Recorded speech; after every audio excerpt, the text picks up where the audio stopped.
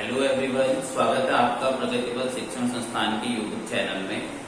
तो हम बात कर रहे थे भारतीय संविधान निर्माण की जो है, और लगभग हमने भारतीय संविधान निर्माण से संबंधित सारी यहाँ पर जो है प्रक्रियाएं थी वो पढ़ ली थी, और भारत का विभाजन भी हो चुका था, भारत में देशी रियासतों का विलय भी हो चुका था। आज जो हमारा यहाँ पर पार्ट होगा, हम पढ़ेंगे भारतीय संविधान। जो पढ़ेंगे भारत का जो संविधान हम पढ़ेंगे वो आपका पार्ट वाइज पढ़ेंगे। देखिए, जब भारत का संविधान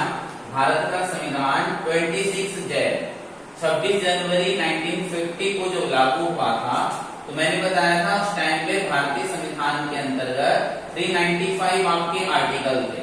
संविधान में 395 आर्टिकल थे, 22 इसमें आपके जो है भाग थे, और इसके साथ साथ भारतीय संविधान में 3 आपकी जो है अनुसूचियां थी, 8 अनुसूचियां यहाँ पर थी। और इसके साथ साथ जो है जो संविधान था उसमें आपका जो है 22 भाषाएं। भारतीय संविधान में 395 आर्टिकल, 22 भाग, 8 अनुसूचियां और 14 भाषाएं यहाँ पर थी।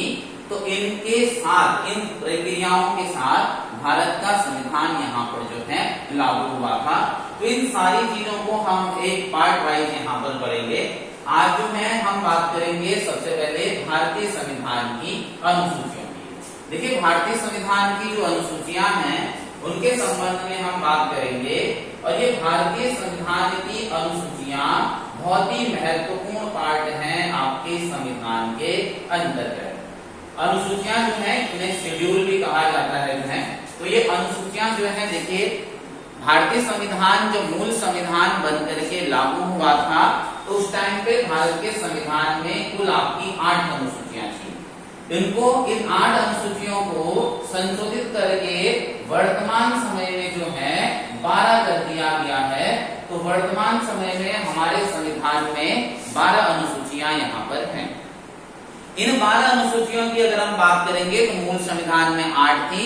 इसका मतलब संविधान के अंतर्गत जो 4 अनुसूचियां हैं वो स्वतंत्रता के बाद यहाँ पर, या संविधान लागू होने के बाद इन अनुसूचियों को यहाँ पर जोड़ा गया है। तो देखिए, इन अनुसूचियों की हम बात करेंगे तो सबसे पहले देखिए क्या है, भारतीय संविधान की हम प्रथम अनुसूची की बात करेंगे। भारतीय संविधान की प्रथम अनुसूची की बात करेंगे तो देखिए, भारतीय संविधान की प्रथम अनुसूची कहती है कि भाई भारत आपका एक राज्यों का संघ है। भारत जो है, भारतीय संविधान की पहली अनुसूची कहती है भारत हमारा जो देश है ये राज्यों का संघ है। राज्यों का संघ है मतलब बहुत सारे राज्य प्लस आपके केंद्र शासित प्रदेश, यूनियन टेरिटरी से मिलकर के बना हुआ है। तो भारत राज्यों का संघ है जिसमें आपके वर्तमान में 28 राज्य और आपके 8 केंद्र शासित प्रदेश जो हैं शामिल हैं। ऐसे भारतीय संविधान की पहली अनुसूची के अंतर्गत कहा गया है कि हमारा जो देश है वो आपके 28 राज्य और 8 केंद्र शासित प्रदेशों से मिलकर के बना हुआ है। फिर आता है भारतीय संविधान की दूसरी अनुसूची। देखिए, भारतीय संविधान की द्वितीय अनुसूची की अगर मैं आप लोगों से बात करूंगा तो संविधान की दूसरी अनुसूची कहती है कि इस दूसरी अनुसूची के अंतर्गत जो वेतन है, वेतन के साथ साथ जो आपके भत्ते हैं, वेतन और भत्ते संबंधी प्रावधान दूसरी अनुसूची के अंतर्गत है। वेतन और भत्तों की अगर मैं बात करूंगा तो भारत के अंतर्गत जो भी आपके उच्च पदाधिकारी होंगे, भारत के अंतर्गत जो भी आपके उच्च पदाधिकारी होंगे उनके वेतन संबंधी प्रावधान, उनके भत्तों संबंधी प्रावधान दूसरी अनुसूची में है। अगर मैं इन उच्च पदाधिकारियों की आप लोगों से बात करता हूं तो जैसे राष्ट्रपति का वेतन, उपराष्ट्रपति का वेतन, राज्यपाल का वेतन, सुप्रीम कोर्ट के मुख्य न्यायाधीश का वेतन, अन्य न्यायाधीशों का वेतन, कैग का वेतन, महान्यायवादी का वेतन, ऐसे बहुत सारे जो भारत के अंतर्गत उच्च पदाधिकारी होते हैं उन सभी उच्च पदाधिकारियों के वेतन संबंधी प्रावधान संविधान की दूसरी अनुसूची के अंतर्गत यहाँ पर है। और फिर आती है भारतीय संविधान की तृतीय अनुसूची। अगर मैं भारतीय संविधान की तीसरी अनुसूची की आप लोगों से बात करूंगा तो इसमें आपके शपथ ग्रहण संबंधी प्रावधान हैं। शपथ ग्रहण संबंधी प्रावधान। शपथ ग्रहण का मतलब भारत के जो भी उच्च पदाधिकारी होंगे, उन उच्च पदाधिकारियों को कौन यहाँ पर शपथ दिलाएगा। जैसे अगर हम बात करेंगे भारत के राष्ट्रपति की जो है, तो राष्ट्रपति की जब नियुक्ति हो जाएगी उसके बाद उनका शपथ ग्रहण समारोह होगा। मुख्य न्यायाधीश की जब नियुक्ति हो जाएगी उसके बाद उनका शपथ ग्रहण समारोह होगा।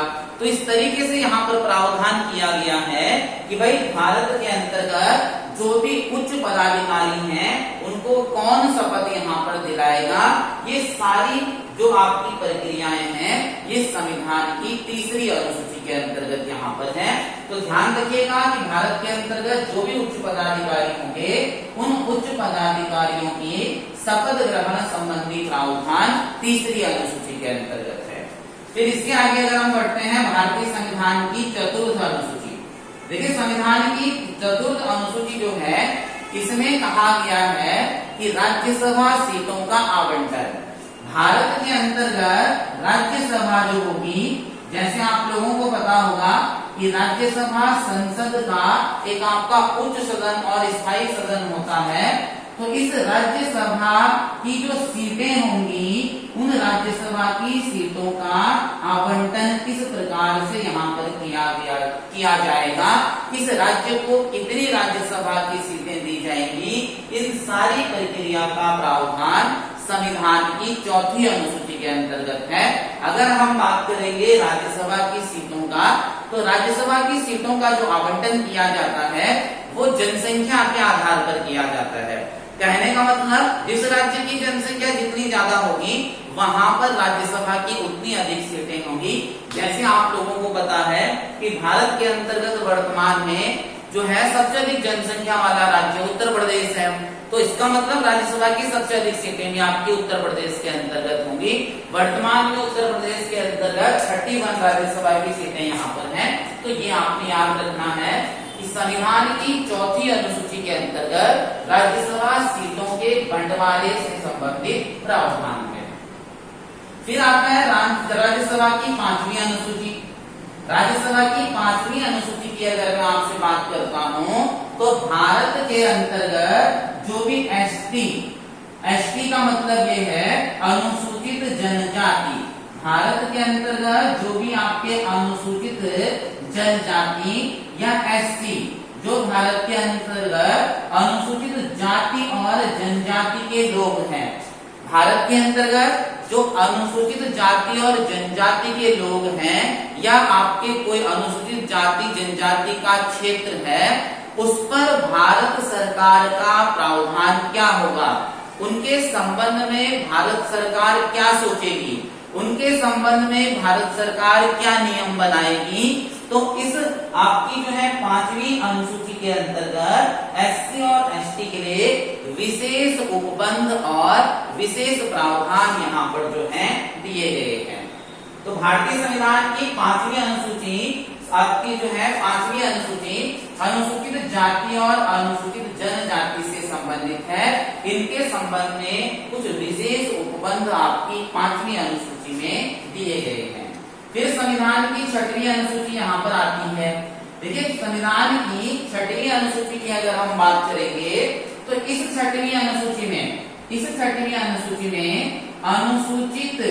अनुसूचित जनजाति क्षेत्रों के बारे में कहा गया है और अनुसूचित जनजाति क्षेत्रों के साथ साथ भारत के कुछ विशेष राज्यों को यहाँ पर जो है शामिल किया गया है।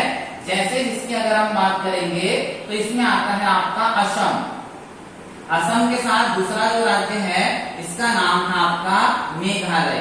मेघालय के बाद तीसरा राज्य जो है इसका नाम है त्रिपुरा और जो चौथा राज्य है इसका नाम है आपका मिजोरम।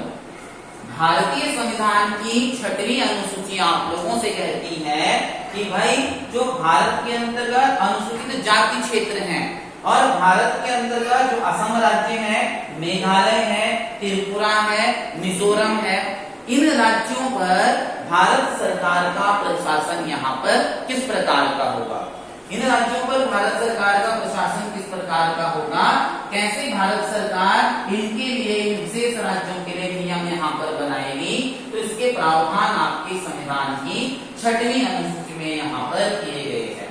इसके अलावा अगर मैं बात करता हूँ 7वीं अनुसूची, तो 7वीं अनुसूची, संविधान की 7वीं अनुसूची की अगर हम बात करेंगे तो संविधान की 7वीं अनुसूची के अंतर्गत केंद्र सरकार जो है केंद्र एवं राज्यों के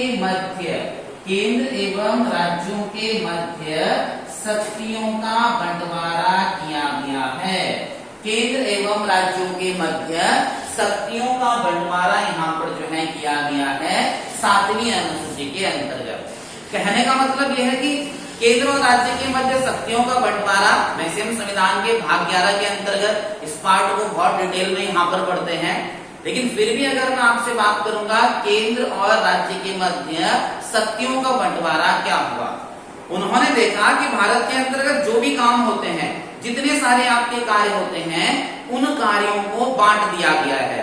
कुछ कार्य उन्होंने सेंटर को दे रखे हैं, कुछ कार्य स्टेट गवर्नमेंट को दे रखे हैं, कुछ कार्य उन्होंने ऐसे रखे हैं जिनमें स्टेट गवर्नमेंट भी काम कर सकती है और सेंट्रल गवर्नमेंट भी काम कर सकती है।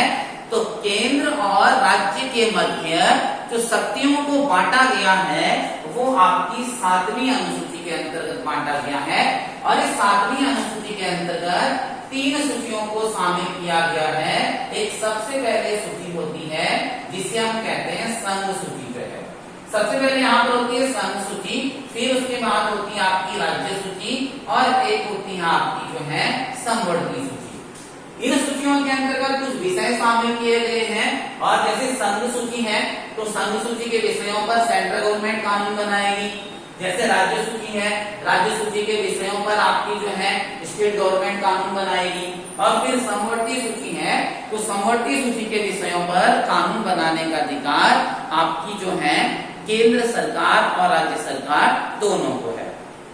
तो मैंने आपको बताया भारतीय संविधान का जो भाग 11 है उसके अंतर्गत इसका विस्तृत वर्णन यहाँ पर किया गया है। ये जो संघ सूची थी पहले इसके अंतर्गत 97 विषय थे, लेकिन वर्तमान में इन्हें बढ़ा करके आपका 100 कर दिया गया है। राज्य सूची की बात करेंगे तो पहले राज्य सूची के अंतर्गत लगभग 66 विषय थे, जिन्हें वर्तमान में आपका जो है 61 कर दिया गया है। और समवर्ती सूची में पहले 47 विषय थे, लेकिन वर्तमान में इनकी संख्या 52 है। भारतीय संविधान के अंतर्गत एक 42वां संविधान संशोधन 1976 में हुआ था और इसके तहत राज्य सूची के 5 विषयों को कहां पर शामिल कर दिया गया, समवर्ती सूची में जो है। तो अभी हम इसको आपका जो है आगे यहाँ पर पढ़ेंगे। इसके अलावा संविधान की अब आती है आपकी यहाँ पर जो है 8वीं अनुसूची। 8वीं अनुसूची, देखिए संविधान की 8वीं अनुसूची आप लोगों से कहती है कि भाई इसके अंतर्गत राजभाषा संबंधी प्रावधान है। संविधान की 8वीं अनुसूची के अंतर्गत राजभाषा संबंधी प्रावधान है। और राजभाषा की अगर मैं आपसे बात करता हूं तो जब मूल संविधान बना था तो मूल संविधान बनने के बाद इस 8वीं अनुसूची में 14 भाषाओं को राजभाषा का दर्जा यहाँ पर दिया गया था। तो राजभाषा संबंधी प्रावधान भारतीय संविधान की 14वीं अनुसूची के अंतर्गत है। और अगर मैं भाग की बात करूंगा तो भारतीय संविधान का एक भाग 17 है, उस भाग 17 के अंतर्गत राजभाषा संबंधी प्रावधान है। भारतीय संविधान में जितनी भाषाओं को राजभाषा का दर्जा यहाँ पर दिया जाएगा, या वर्तमान में जो 22 भाषाओं को राजभाषा का दर्जा दिया गया है, उन सभी भाषाओं को 8वीं अनुसूची के अंतर्गत शामिल किया गया है। तो बस अभी आपने इतना ध्यान रखना है कि संविधान की जो 8वीं अनुसूची है उसमें राजभाषा संबंधी प्रावधान यहाँ पर है। और फिर आती है, मैंने बताया था कि मूल संविधान जो था उसमें आपकी 8 अनुसूची थी। इसके बाद भारतीय संविधान में 4 अनुसूची और जुड़ी थी। तो उसमें अगर हम 9वीं अनुसूची की बात करेंगे, देखिए भारतीय संविधान की 9वीं अनुसूची की अगर मैं आप लोगों से बात करता हूं तो मैंने बताया 9वीं अनुसूची बाद में जुड़ी।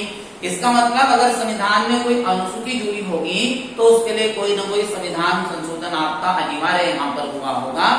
और भारतीय संविधान में 9वीं अनुसूची प्रथम संविधान संशोधन के द्वारा, पहले संविधान संशोधन के द्वारा 1951 में यहाँ पर जो है जोड़ी गई। और इस अनुसूची की अगर हम बात करेंगे तो इस अनुसूची का नाम था आपका जो है भूमि सुधार। भूमि सुधार जमीन संबंधी नियमों के लिए ये संविधान के अंतर्गत ये नवी अनुसूची यहाँ पर जोड़ी गई थी। देखिए जब भारत स्वतंत्र नहीं हुआ था या भारत का संविधान लागू नहीं हुआ था, उस दौरान भारत के अंतर्गत भूमि संबंधी बहुत सारी कुप्रथाएं आपकी प्रचलित थी। ब्रिटिश शासन काल के अंतर्गत बहुत सारी कुप्रथाएं प्रचलित थी, जिसमें जो आपका किसान होता था उस किसान पर बहुत ज्यादा अत्याचार किया जाता था, किसान से बहुत ज्यादा टैक्स यहाँ पर लिया जाता था। इस कारण आपकी भारत सरकार को लगा कि भाई हमें भूमि संबंधी कुछ नियम यहाँ पर बनाने चाहिए और जो ये भूमि संबंधी ब्रिटिश शासन काल के नियम हैं उनको समाप्त किया जाना चाहिए, क्योंकि भारत के अंतर्गत उस टाइम पे जमींदारी प्रथाएं बहुत ज्यादा प्रचलित थी। जो जमींदार लोग थे वो आपके जो है कमजोर किसानों पर बहुत ज्यादा अत्याचार किया करते थे। तो इसलिए भारत सरकार ने क्या किया, इसलिए भारत सरकार ने संविधान में प्रथम संशोधन किया 1951 में और संविधान के अंतर्गत एक नई अनुसूची यहाँ पर जोड़ी, इसका नाम था भूमि सुधार। उसके बाद भारतीय संविधान के अंतर्गत 10वीं अनुसूची की अगर मैं आपसे बात करता हूँ तो 10वीं अनुसूची भारतीय संविधान में जो जोड़ी गई थी वो जोड़ी गई थी आपके जो है भारत के संविधान में 10वीं अनुसूची 1985 में जो है जोड़ी गई थी 1985 में, और भारतीय संविधान में 52वां संविधान संशोधन यहाँ पर जो है किया गया। 52वें संविधान संशोधन के तहत 1985 में 11वीं अनुसूची यहाँ पर जो है 10वीं अनुसूची संविधान में जो है जोड़ी गई।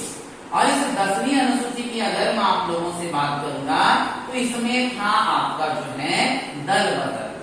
दल बदल दल बदल की अगर मैं आप लोगों से बात करूंगा, देखिए दल बदल क्या है। 1985 का टाइम था, राजीव गांधी जी प्रधानमंत्री बने थे, तो उस दौरान देखिए क्या हुआ कि जो भारत की राजनीति थी उस राजनीति में बहुत ज्यादा परिवर्तन आपके होने लग गए थे। इतने ज्यादा परिवर्तन हो रहे थे कि आज कोई नेता इस दल में और दूसरे दिन आपका किसी और दल में, क्योंकि किसको ये डर ही नहीं था। जिस प्रकार से जहां पर उसे लालच मिल रहा था वो उस तरीके से अपने मनमर्जी से दल बदल कर रहा था। तो सरकार को लगा कि भाई ये जो दल बदल की प्रक्रिया है भारत के अंतर्गत एक बहुत गलत है, हमें भारत के अंतर्गत दल बदल से रिलेटेड एक कानून भारत के अंतर्गत बनाना चाहिए। अगर कोई व्यक्ति गलत तरीके से दल बदल करता है तो उसके खिलाफ कानूनी कार्यवाही यहाँ पर की जा सकती है। तो इस कारण भारतीय संविधान में 10वीं अनुसूची जोड़ करके दल बदल संबंधी प्रावधान यहाँ पर किए गए 52वें संविधान संशोधन 1985 के तहत। फिर इसके अलावा अगर मैं आपसे बात करता हूं तो इसके बाद लास्ट में यहाँ पर आपका आता है 11वीं अनुसूची। संविधान के अंतर्गत 11वीं अनुसूची की अगर मैं आपसे बात करूंगा तो उसके लिए भारतीय संविधान में एक 73वां संविधान संशोधन हुआ था 1992-3 में। 1992-93 में इसे माना जाता है, क्योंकि 92 में हुआ था, 93 में इसे लागू किया गया था जो है। तो 1992-93 में भारतीय संविधान में 73वां संविधान संशोधन हुआ, जिसके तहत भारतीय संविधान में 11वीं अनुसूची जोड़ी गई और इस 11वीं अनुसूची के तहत पंचायती राज को यहाँ पर जो है शामिल किया गया। जैसे आप लोगों को पता है कि पंचायती राज व्यवस्था 2 अक्टूबर 1959 को राजस्थान के नागौर जिले से शुरू हुई थी, लेकिन अभी पंचायतें बननी शुरू हुई थी भारत के अंतर्गत और पंचायतों को उनके अधिकार पूर्ण रूप से नहीं दिए गए थे। इसलिए भारत के संविधान के अंतर्गत ऐसा हुआ कि जो है आपकी जो पंचायतें थी उन पंचायतों को संवैधानिक मान्यता दिलाई गई और संवैधानिक मान्यता दिलाने के साथ साथ उनको उनके अधिकार प्रदान किए गए। कौन से संविधान संशोधन के द्वारा? 73वें संविधान संशोधन के द्वारा। तो संविधान में 11वीं अनुसूची 73वें संविधान संशोधन 1992-93 के तहत जोड़ी गई और जो 11वीं अनुसूची है वो पंचायती राज है। पंचायती राज को संवैधानिक स्तर पर मान्यता यहाँ पर दी गई और उसे 11वीं अनुसूची अनुसूची में जोड़ा गया। अब उसके बाद आती है अंतिम आपकी 12वीं अनुसूची। जिस प्रकार से मैंने आपको बताया था कि भाई जो है 11वीं अनुसूची के अंतर्गत पंचायती राज है, जब पंचायती राज को संवैधानिक मान्यता यहाँ पर मिल गई तो उन्होंने फिर 12वीं अनुसूची में जो नगर पंचायतें थी उन नगर पंचायतों को भी क्या कर दिया, संवैधानिक मान्यता प्रदान कर दी। और नगर पंचायतों को संवैधानिक मान्यता देने के लिए भारतीय संविधान में 12वीं अनुसूची जोड़ी गई और ये 12वीं अनुसूची 74वें संविधान संशोधन 1992 में आपकी जो है जोड़ी गई। और इसके तहत जो आपकी नगर पंचायतें थी उन नगर पंचायतों को संवैधानिक मान्यता यहाँ पर दी गई थी। तो ये थी भारतीय संविधान की 12 अनुसूचियां। देखिए एक बार मैं फिर से आपको रिवाइज करवा रहा हूँ। संविधान की पहली अनुसूची जो कहती है कि भारत राज्यों का संघ है, जिसके अंतर्गत आपके जो है 28 राज्य और आपके जो है 8 केंद्र शासित प्रदेश यहाँ पर आते हैं। इसके अलावा दूसरी अनुसूची में आपका वेतन संबंधी प्रावधान है, तीसरी अनुसूची में शपथ है, चौथी अनुसूची में राज्यसभा सीटों का आवंटन है, 5वीं अनुसूची में एससी और एसटी के लिए विशेष प्रावधान है, 6वीं अनुसूची में अनुसूचित जाति क्षेत्रों पर, अनुसूचित जनजाति क्षेत्रों पर प्रशासन की बात कही गई है। इसमें असम, मेघालय, मणिपुर और मिजोरम को शामिल किया गया है। 7वीं अनुसूची में केंद्र और राज्य के मध्य शक्तियों का बंटवारा किया गया है। 8वीं अनुसूची में राजभाषा है। 9वीं में आपकी जो है भूमि सुधार है। 10वीं में दल बदल है। 11वीं में आपका जो है पंचायती राज है और 12वीं में आपकी जो है नगर पंचायतों को शामिल किया गया है। इस तरीके से ये भारतीय संविधान की आपकी 12 अनुसूचियां हैं जो आप लोगों ने यहाँ पर याद रखनी है। तो आज के लिए इसमें आपका जो है इतना ही होगा। ओके, थैंक यू, धन्यवाद।